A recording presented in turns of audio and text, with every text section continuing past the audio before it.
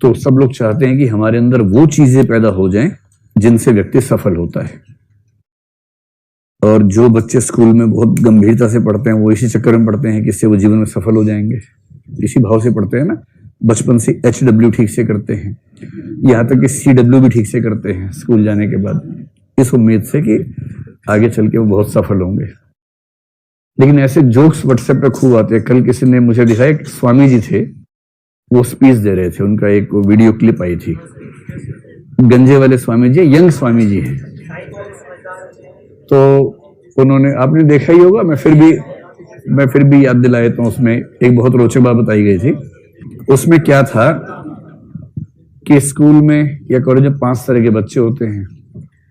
एक वो है जो साइंस पढ़ते हैं, नंबर 2 वाले कॉमर्स पढ़ते हैं, नंबर 3 वाले आर्ट्स पढ़ते हैं, नंबर 4 वाले 10वीं तक ही पढ़ पाते हैं, नंबर 5 वाले बिल्कुल भी नहीं पढ़ते हैं। ठीक। और जीवन में सफलता का क्रम इसका विपरीत रहता है उस वीडियो के हिसाब से। वास्तविकता नहीं पता मुझे, उस वीडियो के हिसाब से। जो साइंस पढ़ते हैं वो इंजीनियर बनते हैं, और इंजीनियर बन के कुछ बड़ा काम करते हैं, मतलब कोई सड़क बना दी, पुल बना दिया, वो सब करते हैं, सॉफ्टवेयर बना देते हैं। कॉमर्स वाले जो उनकी तुलना में थोड़े से कमजोर थे औसतन, हर व्यक्ति की बात नहीं हो रही है, कुछ लोग तो महान हो सकते हैं उनमें, वो MBA कर लेते हैं और फिर MBA के अंडर इंजीनियर काम करता है।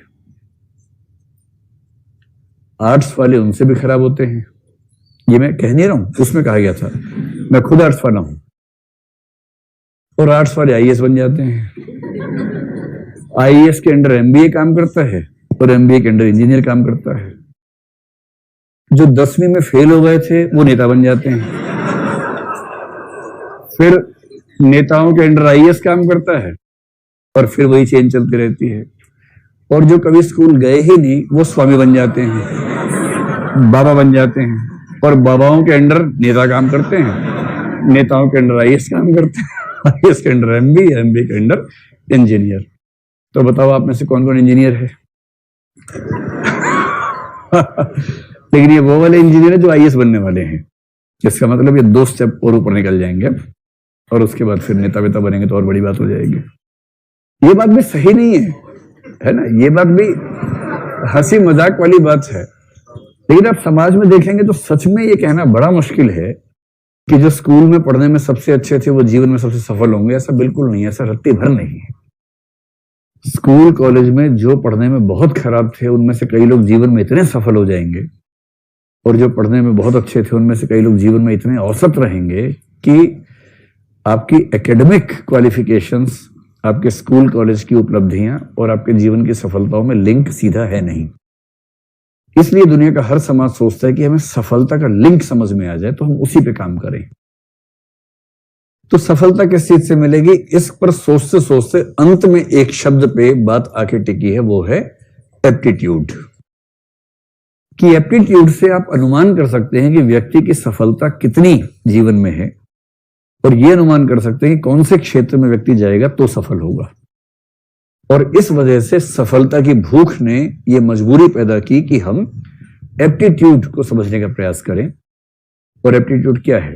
एप्टीट्यूड की सारी स्टडीज, जो एक आपने व्याख्या पढ़ी ना, हार्वर्ड गार्डनर वाली व्याख्या, थियरी ऑफ मल्टीपल इंटेलिजेंसेस, आप यूं समझें कि गार्डनर की व्याख्या मूलतः इसलिए बनाई गई थी ताकि एप्टीट्यूड की समस्या का समाधान हो जाए।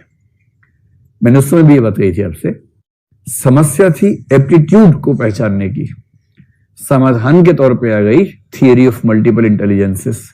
तो सबसे पहली बात, कोई आपसे पूछे एप्टीट्यूड क्या है, तो उसको बोल देना भाई 4 बातें ध्यान से सुन लो, अगर ये चारों हैं तो इसका मतलब ये एप्टीट्यूड है। आपके नोट्स में बहुत स्पष्ट रूप में इसके बारे में वर्णन किया हुआ है।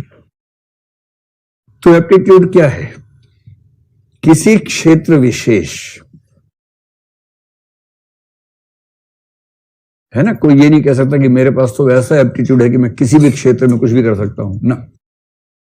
किसी क्षेत्र विशेष या क्षेत्रों का समूह भी हो सकता है कि आप इन 2-3 क्षेत्रों में आप अच्छा काम कर सकते हैं, ऐसा हो सकता है। किसी क्षेत्र विशेष में यदि प्रशिक्षण दिया जाए,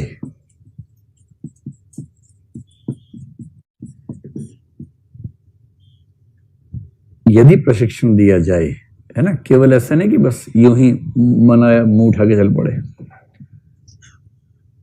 तो उस क्षेत्र विशेष का कौशल सीखने या अच्छा निष्पादन करने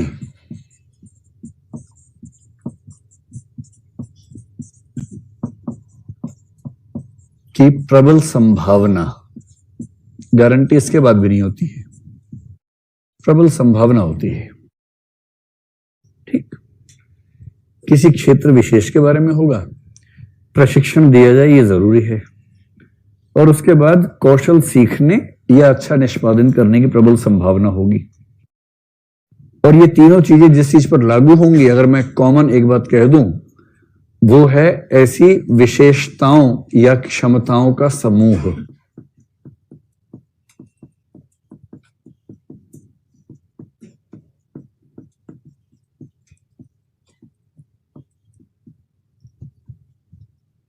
अब ये बात पूरी हो गई। व्यक्ति के भीतर ऐसी विशेषताओं या क्षमताओं का समूह होना जिसकी वजह से यदि प्रशिक्षण दिया जाए तो वह व्यक्ति उस निश्चित क्षेत्र विशेष में कौशल सीखने या अच्छा निष्पादन करने में सफल हो जाएगा, इस बात की प्रबल संभावना होती है। इसे बोलते हैं एप्टीट्यूड। बात समझ में आ रही है आप लोगों को? आप ये चाह रहे हैं कि मैं ये वाक्य बोल के लिख पाऊं, या इससे जोड़ जाड़ के लिख लेंगे आराम से? क्योंकि परीक्षा में याद भी नहीं रहेगा, परीक्षा में तो खुद ही लिखना होगा, वाक्य अपने आप ही लिखना होगा। ठीक, तो मैं फिर से बोल देता हूं अपनी रिवीजन के लिए, ताकि मुझे ठीक से याद हो जाए। तो पहली बात, किसी व्यक्ति के भीतर ऐसी विशेषताओं या क्षमताओं की उपस्थिति जिनकी वजह से यदि उसे किसी क्षेत्र विशेष से संबंधित प्रशिक्षण दिया जाए तो उसके कौशल को सीखने या अच्छा निष्पादन करने की संभावना अत्यंत प्रबल होती है। उन क्षमताओं या विशेषताओं के समूह को कहते हैं एप्टीट्यूड, यानी कि अभिरुचि। हाँ या ना? हाँ।